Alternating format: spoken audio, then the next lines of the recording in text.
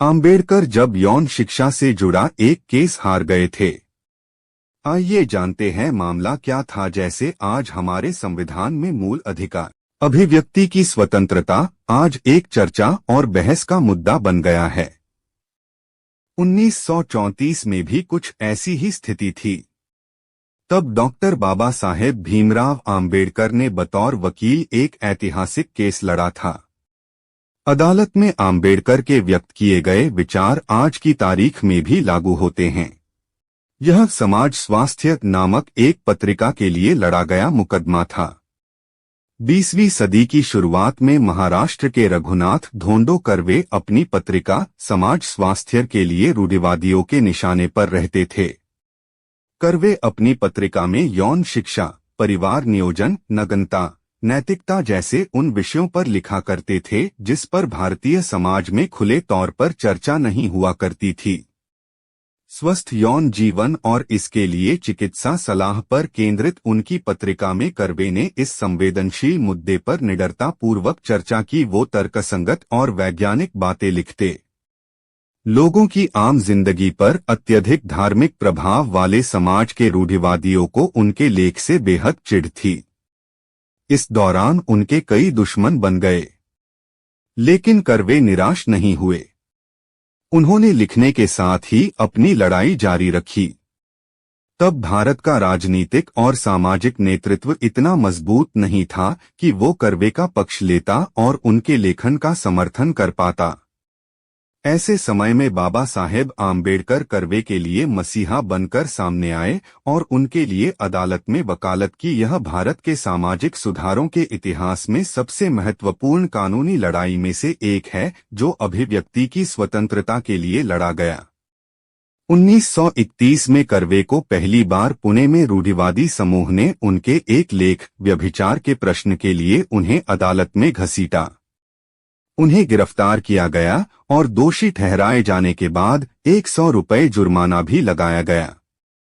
जब कर्वे ने उच्च न्यायालय में अपील की तो मामले की सुनवाई जज इंद्रप्रस्थ मेहता के सामने हुई और उनकी अपील खारिज कर दी गई। 3 साल के भीतर ही फरवरी 1934 में कर्वे दोबारा गिरफ्तार किए गए। इस बार समाज स्वास्थ्य के गुजराती संस्करण में पाठकों द्वारा निजी यौन जीवन के बारे में सवाल के जवाब रूढ़िवादियों को अच्छा नहीं लगा। प्रश्न हस्तमैथुन और समलैंगिकता के विषय में थे जिसका कर्वे ने खुलकर उत्तर दिया था। तब समाज में इस तरह की बातें करना अश्लील और हानि पहुंचाने वाला माना जाता था। लेकिन इस बार कर्वे अकेले नहीं थे। तब मुंबई के एक सधे हुए वकील बैरिस्टर B.R. आम्बेडकर उच्च न्यायालय में उनके लिए लड़ने को तैयार थे। तब तक महाड़ और नासिक सत्याग्रह के बाद आम्बेडकर वंचितों के लिए लड़ने वाले राष्ट्रीय नेता के रूप में स्थापित हो चुके थे। वो लंदन में गोलमेज सम्मेलन में आरक्षण की मांग और महात्मा गांधी के साथ प्रसिद्ध पुणे समझौता कर चुके थे। अब सवाल है, आम्बेडकर ने कर्वे का केस क्यों लिया था? आम्बेडकर अपने राजनीतिक और सामाजिक मिशन में पूरी तरह व्यस्त थे, फिर भी उन्होंने कर्वे का केस क्यों लिया? और वो भी उस मसले पर जिसका समाज में अस्तित्व नहीं था और जिस पर तीखी प्रतिक्रिया का मिलना तो तय था। आखिर उन्हें कर्वे का मामला अपने हाथ में लेने की जरूरत क्यों महसूस हुई? मराठी नाटककार प्रोफेसर अजीत दलवी ने आम्बेडकर के उसी कोर्ट केस पर आधारित एक नाटक समाज स्वास्थ्य बनाया है जिसका पूरे देश में मंचन किया गया है। प्रोफेसर दलवी कहते हैं, आम्बेडकर निश्चित तौर पर दलितों और वंचितों के नेता थे, लेकिन वो पूरे समाज के लिए सोच रखते थे। सभी वर्गों से बना आधुनिक समाज उनका सपना था और वो उसी दिशा में आगे बढ़ रहे थे। भीमराव आम्बेडकर के पोते प्रकाश आम्बेडकर कहते हैं, उन्होंने 1927 में मनुस्मृति क्यों जलाई? क्योंकि उनका मानना था कि ऐसा साहित्य व्यक्तिगत आजादी को दबा देता है। इसलिए जहां भी व्यक्तिगत आजादी के लिए संघर्ष चला, बाबा साहेब भीमराव आम्बेडकर उसके पीछे खड़े हुए।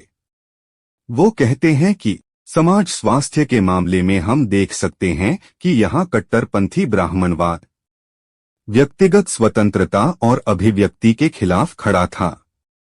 इसलिए उन्होंने इस केस को लिया।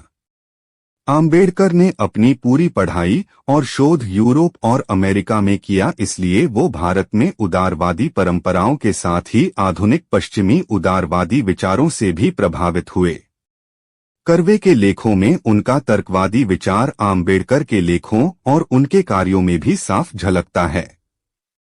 इसलिए जिस विषय पर बड़े से बड़े नेता बोलने में हिचकते, आम्बेडकर ने इसे आसानी से अपने हाथों में ले लिया। यौन मामलों पर लिखना अश्लीलता नहीं, ये बात चर्चा में क्यों थी? कर्वे ने पाठकों के वास्तविक संदेहों का केवल उत्तर दिया और सरकार ने रूढ़िवादियों को खुश करने के लिए उन्हें गिरफ्तार कर लिया। इससे आम्बेडकर आश्चर्य में पड़ गए।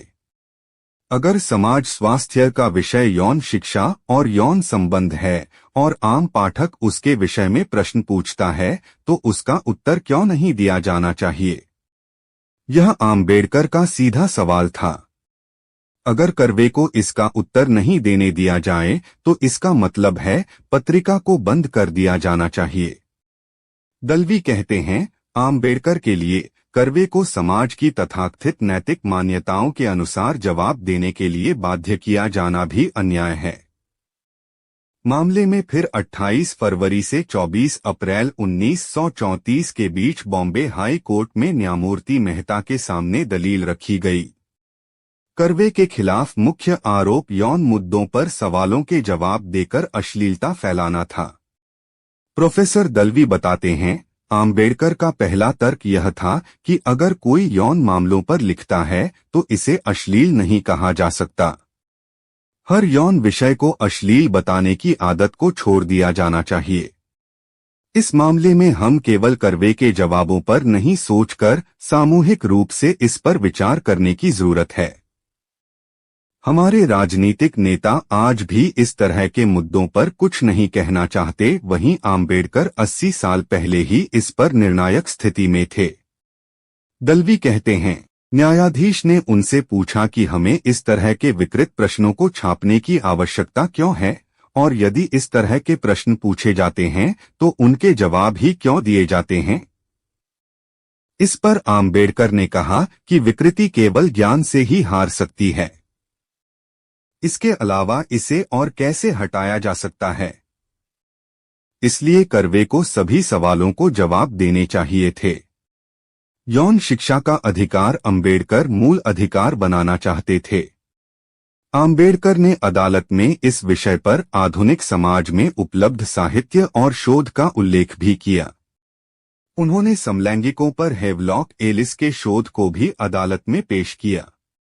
उनका मानना था कि यदि लोगों में इस तरह की भी इच्छा होती है तो इसमें कुछ भी गलत नहीं है। उन्हें अपने तरीके से खुशी हासिल करने का अधिकार है।